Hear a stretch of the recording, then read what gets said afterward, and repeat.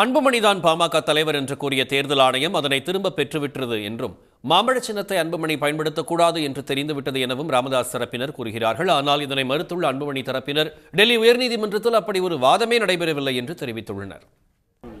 அப்போ எங்கள் தரப்பில் கொடுத்த ஆவணங்களை எல்லாம் பார்த்த நீதிமன்றம் இது செல்லாதுன்னு சொன்ன உடனே தேர்தல் ஆணையமும் மருத்துவர் அன்புமணி கொடுத்த ஆவணங்களை வைத்துக்கொண்டு அவர் தலைவர் என்று சொன்னோம், இப்பொழுது நாங்கள் திரும்ப பெற்றுக்கொள்கிறோம்னு சொல்லிட்டாங்க. அதுவே மிகப்பெரிய வெற்றி.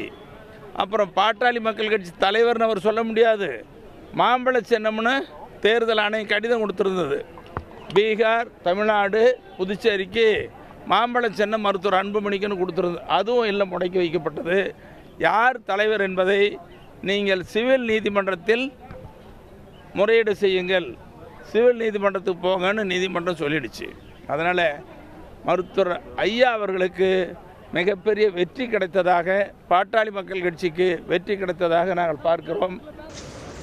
பாட்டாளி மக்கள் கட்சிக்கு வழங்கிய மாம்பழம் சின்னம் அது முடக்கப்பட்டிருக்கிறது, இருவருக்குமே அங்கீகாரம் இல்லை என்று தேர்தல் ஆணையம் சொல்லிவிட்டது என்று சொல்லுகிறார்கள். நான் ஒரு வழக்கறிஞராக இந்த நேரத்தில் சொல்கிறேன், பாட்டாளி மக்கள் கட்சிக்கு மாம்பழம் சின்னம் ஒதுக்கப்பட்டது தொடர்பாக எந்த வாதமும் முன்வைக்கப்படவில்லை. அதே போன்று நீதிபதியும் அந்த உத்தரவு தொடர்பாக எந்த உத்தரவையும் பிறப்பிக்கவில்லை. அதாவது தேர்தல் ஆணையம் 30/7/2025 பாட்டாளி மக்கள் கட்சிக்கு புதுச்சேரி மற்றும் தமிழகத்தில் போட்டியிடுவதற்கு 2026 மாம்பழம் சின்னத்தை ஒதுக்கி இருக்கிறது. எனவே அது குறித்த விவாதம் இன்று அவர்கள் தரப்பிலும் எழுப்பப்படவில்லை, எங்கள் தரப்பிலும் எழுப்பப்படவில்லை.